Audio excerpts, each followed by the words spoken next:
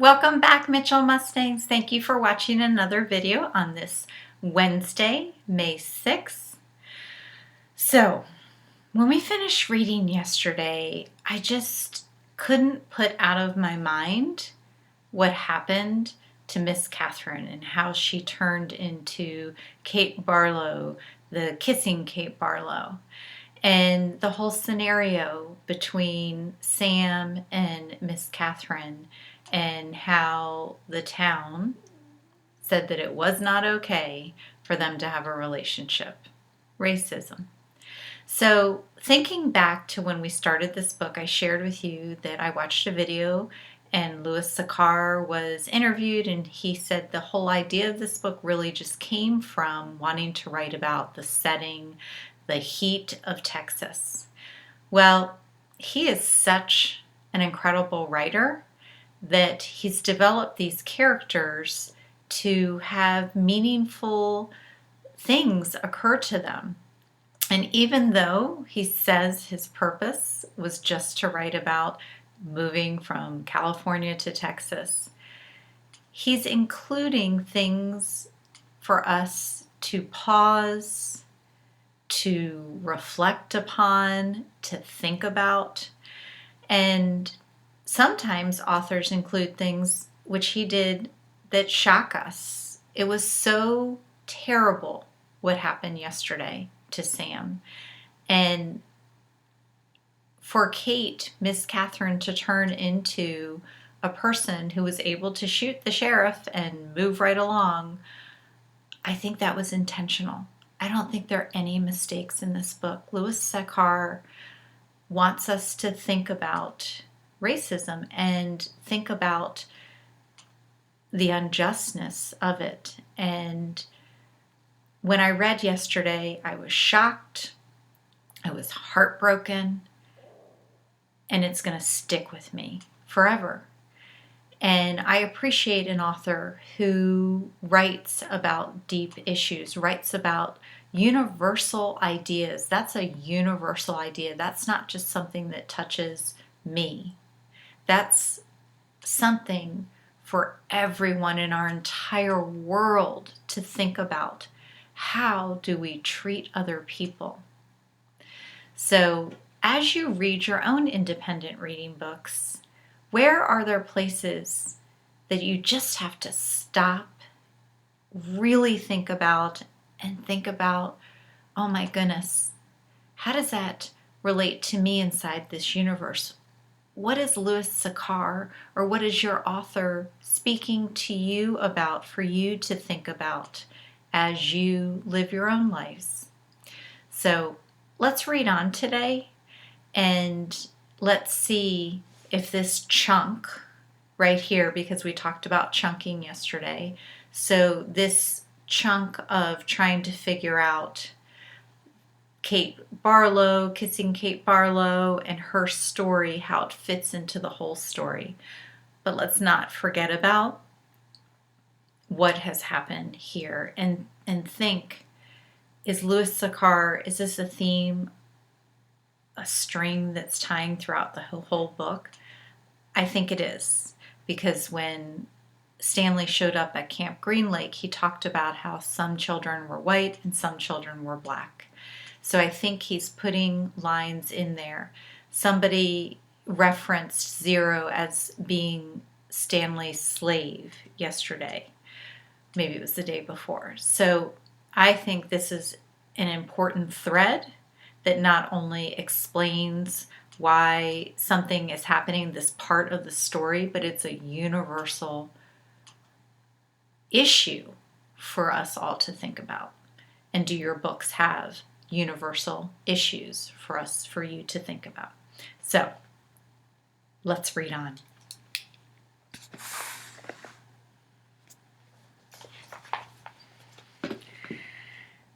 The swelling on Mr. Sir's face had gone down, but it was still a little puffy. There had been 3 scratch marks down his cheek. 2 of the marks had faded, but the middle scratch must have been the deepest because it still remained. It was a jagged purple line running from below his eye to below his mouth like a tattoo of a scar. Stanley waited in line, then handed him his canteen. Mr. Sir held it up to his ear and shook it. He smiled at the swishing sound. Stanley hoped he wouldn't dump it out. To his surprise, Mr. Sir held the canteen under the stream of water and filled it. "Wait here," he said. Still holding Stanley's canteen, Mr. Sir walked past him, then went around the side of the truck and into the cab where he couldn't be seen. "What's he doing in there?" asked Zero. "I wish I knew," said Stanley. A short while later, Mr. Sir came out of the truck and handed Stanley his canteen. It was still full. "Thank you, Mr. Sir." Mr. Sir smiled at him. "What are you waiting for?" he asked. "Drink up." He popped some sunflower seeds into his mouth, chewed, and spit out the shells. Stanley was afraid to drink it. He hated to think what kind of vile substance Mr. Sir might have put into it. He brought the canteen back to his hole. For a long time he left it beside his hole as he continued to dig. Then, when he was so thirsty that he could hardly stand it anymore, he unscrewed the cap, turned the canteen over, and poured it all out into the dirt. He was afraid that if he waited another second, he might have taken a drink. After Stanley taught Zero the final 6 letters of the alphabet, he taught him to write his name. Capital Z, E, R, O. Zero wrote the letters as Stanley said them. "Zero," he said, looking at his piece of paper. His smile was too big for his face. Stanley watched him write it over and over again. 0, 0, 0, 0, 0, 0. In a way, it made him sad. He couldn't help but think that 100 times 0 was still nothing. "You know, that's not my real name," Zero said as they headed to the rec room for dinner. "Well, yeah," Stanley said. "I guess I knew that." He had never really been sure. "Everyone's always called me Zero, even before I came here." "Oh, okay." "My real name is Hector." "Hector," Stanley repeated. "Hector Zeroni." Chapter 28. After 20 years, Kate Barlow returned to Green Lake. It was a place where nobody would ever find her, a ghost town on a ghost lake. The peach trees had all died, but there were a couple small oak trees still growing by an old abandoned cabin. The cabin used to be on the eastern shore of the lake. Now the edge of the lake was over 5 miles away, and it was little more than a small pond full of dirty water. She lived in the cabin. Sometimes she could hear Sam's voice echoing across the emptiness. "Onions, sweet, fresh onions." She knew she was crazy. She knew she'd been crazy for that last 20 years. "Oh, Sam," she'd say, speaking into the vast emptiness.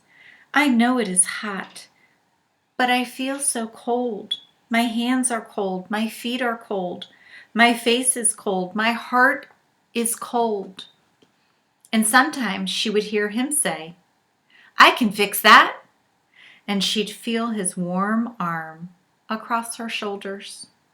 She'd been living in the cabin about 3 months when she was awakened one morning by someone kicking open the cabin door. She opened her eyes to see the blurry end of a rifle 2 inches away from her nose. She could smell Trout Walker's dirty feet. "You've got exactly 10 seconds to tell me where you've hidden your loot," he said, "or else I'll blow your head off." She yawned. A red-headed woman was there with Trout. Kate could see her rummaging through the cabin, dumping drawers and knocking things from the shelves of the cabin. The woman came to her. "Where is it?" she demanded. "Linda Miller?" she asked. "Is that you?" Linda Miller had been in the 4th grade when Kate Barlow was still a teacher. She had been a cute, freckled-faced girl with beautiful red hair. Now her face was blotchy and her hair was dirty and scraggly. "It's Linda Walker now," said Trout. "Oh, Linda, I'm so sorry," said Kate. Trout drabbed her throat with the rifle. "Where's the loot?" "There is no loot," said Kate. "Don't give me that!" shouted Trout. "You've robbed every bank from here to Houston." "You better tell him," said Linda. "We're desperate." "You married him for his money, didn't you?" asked Kate. Linda nodded. "But it's all gone. It dried up with the lake. The peach trees, the livestock. I kept thinking, it has to rain soon. The drought can't last forever, but it just keeps getting hotter and hotter and hotter." Her eyes fixed on the shovel, which was leaning up against the fireplace. "She's buried it," she declared. "I don't know what you're talking about," said Kate. There was a loud blast as Trout fired his rifle just above her head. The window behind her shattered. "Where's it buried?" he demanded. "Go ahead and kill me, Trout," said Kate. "But I sure hope you like to dig, 'cause you're going to be digging for a long time. It's a big, vast wasteland out there. You and your children and their children can dig for the next 100 years, and you'll never find it." Linda grabbed Kate's hair and jerked her head back. "Oh, we're not going to kill you," she said. "But by the time we're finished with you, you're going to wish you were dead." "I've been wishing I was dead for the last 20 years, said Kate.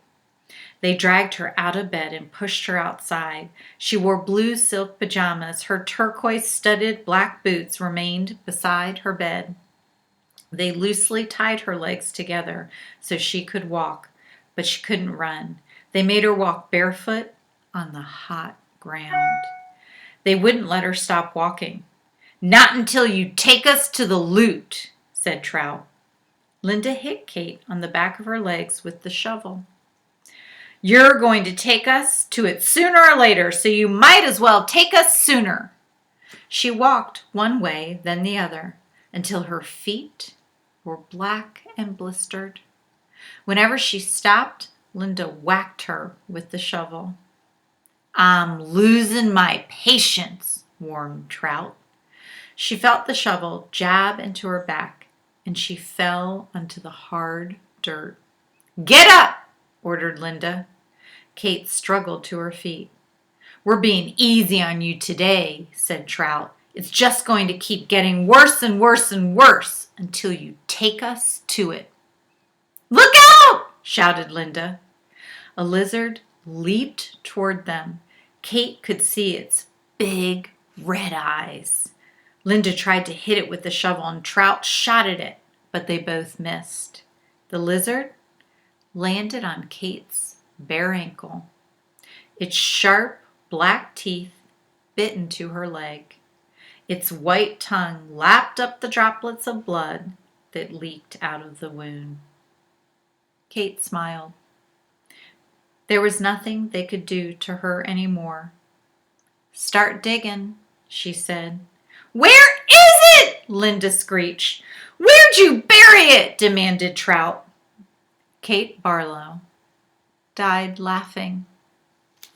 Whew. Part 2. Okay, so part 1, if we recall, the title was You Are Entering Camp Green Lake. Part 2, The Last Hole. Let's read a little bit more. We're learning lots of information today. There was a change in the weather, for the worse. The air became unbearably humid. Stanley was drenched in sweats. Beads of moisture ran down the handle of his shovel. It was almost as if the temperature had gotten so hot that the air itself was sweating. A loud boom of thunder echoed across the empty lake. A storm was way off to the west beyond the mountains. Stanley could count more than 30 seconds between the flash of lightning and the clap of thunder. That was how far away the storm was. Sound travels a great distance across a barren wasteland. Usually, Stanley couldn't see the mountains at this time of day. The only time they were visible was just at sunup, before the air became hazy. Now, however, the sky was very dark off to the west, and every time the lightning flashed, the dark shape of the mountains would briefly appear. "Come on, rain!" shouted Armpit. "Blow this way!" "Maybe it'll rain so hard it'll fill up the whole lake," said Squid. "We can go swimming." 40 days and 40 nights, said X-Ray. "Guess we better start building us an ark. Get 2 of each animal, right?" "Right," said Zigzag. 2 rattlesnakes, 2 scorpions, 2 yellow-spotted lizards. The humidity, or maybe the electricity in the air, had made Zigzag's head even more wild-looking. His frizzy blonde hair stuck almost straight out. The horizon lit up with a huge web of lightning. In that split second, Stanley thought he saw an unusual rock formation on top of one of the mountain peaks. The peak looked to him exactly like a giant fist, with the thumb sticking straight up. Then it was gone, and Stanley wasn't sure whether he had seen it or not. "I found refuge in God's thumb." That was what his great-grandfather had supposedly said after Kate Barlow had robbed him and left him stranded in the desert. No one ever knew what he meant by that. He was delirious when he said it. But how could he live for 3 weeks without food or water? Stanley had asked his father. "I don't know. I wasn't there," replied his father. "I wasn't born yet. My father wasn't born yet. My grandmother, your great-great-grandmother, was a nurse in the hospital where they treated him. He'd always talked about how she'd dab his forehead with a cool, wet cloth. He said that's why he fell in love with her. He thought she was an angel." A real angel? His father didn't know. What about after he got better? Did he ever say what he meant by God's thumb or how he survived? No, he just blamed his no-good, pig-stealing father. The storm moved off farther west along with any hope of rain, but the image of the fist and the thumb remained in Stanley's head. Although instead of lightning flashing behind the thumb, in Stanley's mind, the lightning was coming out of the thumb, as if it were the thumb of God. All right, Mitchell Mustangs, we're going to stop there today. Wow, we're getting lots of different information. The holes, we now know why. They're digging holes. They're looking for the treasure. Oh my goodness. Mrs. Clifford talked about how stories can sometimes be like a braid with the 3 strands of hair, the 3 groups of hair, and how they start weaving together. That happened today. Ooh. Okay. So Mitchell Mustangs, I invite you to read closely to your books and note when authors put things in your books, such as the story of Sam and Miss Catherine. The author puts these different events, these different tragedies, for us to stop, for us to be shocked when something like that happens. I believe that Louis Sachar wanted us to be shocked. He wanted us to think about what happened in his story and think about the universal idea. How does that, what is that related to our world? What can I do to make sure that things like that don't happen.